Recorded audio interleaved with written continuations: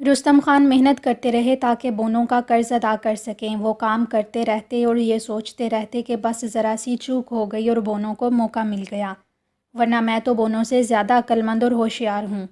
خیر، آئندہ کسی موقع پر ان سے بدلہ لے لوں گا۔ ایک شام وہ کام کاج کر کے گھر واپس آ رہے تھے کہ سنسان راستے پر ایک شخص کو آتے دیکھا۔ جب وہ شخص قریب آ گیا تو رستم نے سوچا کہ یہ کوئی پردیسی ہے، لیکن جب وہ شخص بہت نزدیک آ گیا تو وہ حیرت سے اسے دیکھنے لگے کیونکہ اس کا قد ایک چھوٹے سے لڑکے کے برابر تھا۔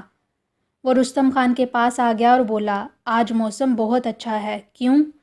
ہاں، بڑی اچھی شام ہے، ہوا بھی ٹھنڈی چل رہی ہے، رستم خان نے اس کو سر سے پیر تک دیکھتے ہوئے جواب دیا۔ وہ قد میں 8 سال کے بچے کے برابر تھا، لیکن چہرہ 50 سال کے آدمی جیسا تھا اور وہ سبز رنگ کا لباس پہنے ہوئے تھا۔ آپ شاید کسان ہیں؟ رستم خان نے پوچھا۔ ہاں، کسان بھی کہہ سکتے ہو، اجنبی نے مسکراتے ہوئے جواب دیا۔ میرے پاس زمینیں بھی ہیں اور بہت سارے جانور بھی۔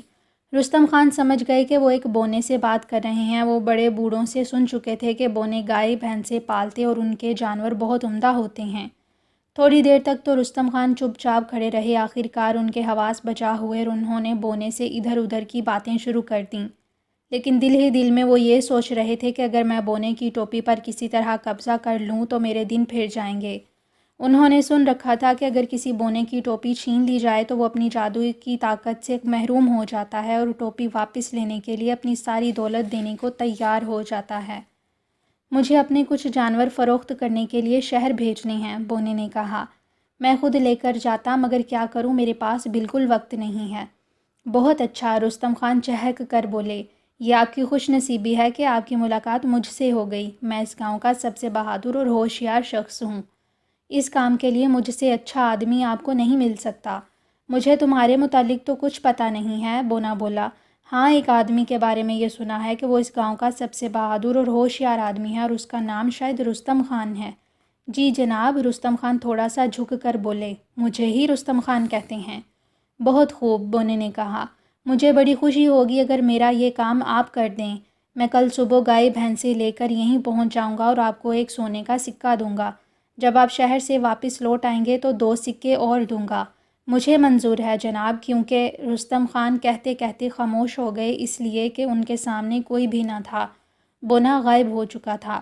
رستم خان خوشی خوشی گھر پہنچے، لیکن انہوں نے اس واقعہ کے متعلق اپنی بیوی کو کچھ نہ بتایا، صرف یہ کہا کہ کل صبح سویرے مجھے شہر جانا ہے اور شام تک واپسی ہوگی۔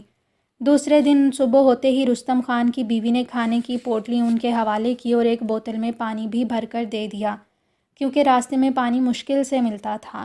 جب رستم خان اپنی جگہ پہنچے جہاں بونے نے ملنے کا وعدہ کیا تھا تو انہوں نے دیکھا کہ بہت ساری تندرست اور خوبصورت گائے بھینسیں چر رہی ہیں اور ایک طرف بونا لیٹا ہوا ہے۔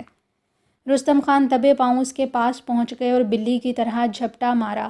بونے کی ٹوپی ان کے ہاتھ میں آ گئی۔ بونا ہڑبڑا کر اٹھ کھڑا ہوا اور پلک جھپکنے میں اس کی شکل بدل گئی۔ اب وہ سنہرے تاروں سے کڑا ہوا چگا اور سبز ریشمی شلوار پہنے ہوئے تھا۔ کمر میں سونے کی خوبصورت پیٹی بندھی ہوئی تھی۔ اس کا چہرہ بھی ایک نوجوان شخص کا سا معلوم ہوتا تھا۔ رستم خان کا منہ حیرت سے کھلا کا کھلا رہ گیا۔ انہوں نے اس قدر خوبصورت شخص کو دیکھا اور پھر اپنے ہاتھ کی طرف جس میں ٹوپی کی جگہ جگمگ کرتا سنہرا تاج تھا۔ بونے نے منہ سے کچھ نہ کہا، لیکن اس کی آنکھوں سے غصہ ظاہر ہو رہا تھا۔ رستم خان کو ایسا لگ رہا تھا جیسے ان کے پاؤں زمین میں گڑ کے رہ گئے ہوں۔ وہ بے حد خوف زدہ تھے۔ یہ میری بیوقوفی تھی کہ انسانوں سے کام لینا چاہا، بونے شہزادے نے کہا۔ تم انسان وعدے کے پکے نہیں ہوتے، اپنی بات سے پھر جاتے ہو۔ تم سے کوئی سودا کرنا بیکار ہے، لیکن اس وقت تو وعدے سے آپ خود پھر رہے ہیں، رستم خان نے جی کڑا کر کے کہا۔ میں آپ کا کام کرنے کو تیار ہوں۔ بونا خاموش رہا۔ رستم خان پھر بولے، میں آپ کے جانور شہر لے جاؤں گا، مگر یہ تاج اس وقت تک آپ کو واپس نہیں ملے گا جب تک آپ اس کے بدلے میں کچھ دیں گے نہیں۔ ٹھیک ہے، تم جانور لے جاؤ، بونا غصے سے بولا، لیکن یاد رکھو تم مجھ سے اس تاج کے بدلے میں ایک پائی بھی حاصل نہ کر سکو گے۔ بہت بہتر جناب، رستم خان بولے، میں شہر جاتا ہوں، ہو سکتا ہے شام تک آپ اپنا فیصلہ بدل دیں۔ یہ کہہ کر انہوں نے تاج بغل میں دبایا اور جانوروں کو ہانکتے ہوئے شہر کی طرف چل دیے۔ جانور آہستہ آہستہ آگے بڑھ رہے تھے اور ان کے پیچھے پیچھے رستم خان آنے والے سہانے دنوں کے خواب دیکھتے چلے جا رہے تھے۔ وہ یہ سوچ رہے تھے کہ تاج کے بدلے میں اتنی دولت مل جائے گی کہ وہ بڑے ٹھاٹھ سے زندگی گزاریں گے۔ دوپہر کے وقت وہ شہر پہنچے۔ انہیں بھوک لگ رہی تھی، لیکن انہوں نے سوچا کہ پہلے وہ مویشی فروخت کریں گے اور اس کے کام سے فارغ ہو کر باقی وقت گھومنے پھرنے اور تفریح میں گزاریں گے۔ خوش قسمتی سے جاتے ہی انہیں ایک سوداگر نظر آ گیا جو جانور خریدتا اور بیچتا تھا۔ انہوں نے اسے پکارا اور آستین سے اپنے چہرے کا پسینہ پونچھا۔ شدید گرمی تھی، مکھیاں ان کے سر اور چہرے پر بھن بھنا رہی تھیں۔ سوداگر ان کو دیکھ کر رکا اور ان کی طرف آتے ہوئے چیخا، ارے رستم خان، تم ہو؟ کہو کیسے آنا ہوا؟ رستم خان نے سوداگر سے کہا، دیکھو بھائی، ایسے جانور تمہیں سارے ملک میں نہیں ملیں گے۔ میں جلدی سے سودا چکانا چاہتا ہوں، ان مکھیوں نے مجھے پاگل کر دیا ہے۔ بولو کیا دو گے؟ کس چیز کا کیا دو گے؟ سوداگر نے حیرت سے کہا، مکھیاں ہیں تو صحیح، مگر وہ مجھے تو تنگ نہیں کر رہی۔ تم نے تو کوئی گھٹیا تیل اپنے بالوں میں چپڑا ہوگا۔ تیل چپڑا ہوگا تم نے؟ رستم خان کو غصہ آ گیا۔ زیادہ بات مت کرو اور جلدی سے جانوروں کا سودا کرو۔ سوداگر بولا، یہاں سوائے ان مکھیوں کے مجھے تو اور کچھ نظر نہیں آتا، اور میں مکھیاں خریدنے نہیں آیا، جانور خریدنے آیا ہوں۔ یہ کہہ کر وہ چل دیا۔ رستم خان غصے سے بڑبڑائے، اندھا ہو گیا ہے، اسے 150 تندرست گائیں بھینسیں نظر نہیں آ رہی ہیں۔ وہ دونوں ہاتھوں سے مکھیوں کو بھگا رہے تھے جو ان کے منہ کے سامنے بھن بھنا رہی تھیں۔ لوگوں نے سوداگر سے پوچھا کہ رستم خان کیا کہہ رہا تھا۔ سوداگر نے سارا قصہ سنایا تو لوگوں نے کہا کہ رستم خان نے بونوں کو دھوکہ دیا تھا، اب وہ اس سے اسی طرح بدلہ لیں گے۔ معلوم ہوتا ہے کہ انہوں نے اس کے جانوروں کو مکھیاں بنا دیا ہے۔ سارے لوگ رستم خان کے گرد جمع ہو گئے۔ رستم خان مکھیوں میں گھرے ہوئے تھے اور دونوں ہاتھ ہلا ہلا کر انہیں اڑا رہے تھے۔ ایک شخص نے زمین پر پڑے ہوئے تاج کی طرف اشارہ کر کے کہا، رستم خان، آخر تم اپنی حرکتوں سے باز کیوں نہیں آئے؟ بونے شہزادے کا تاج چرا لائے اور اسی نے تمہاری جانوروں کو مکھیاں بنا دیا ہے۔ رستم خان یہ سن کر چونک پڑے۔ انہیں ایک دم خیال آیا کہ بونے نے مکھیوں کی فوج اسے سزا دینے کے لیے بھیجی ہے۔ انہوں نے تاج کو اٹھایا اور واپس بھاگ کھڑے ہوئے۔ مکھیوں کی فوج اور لوگوں کے کہے ان کا پیچھا کر رہے تھے۔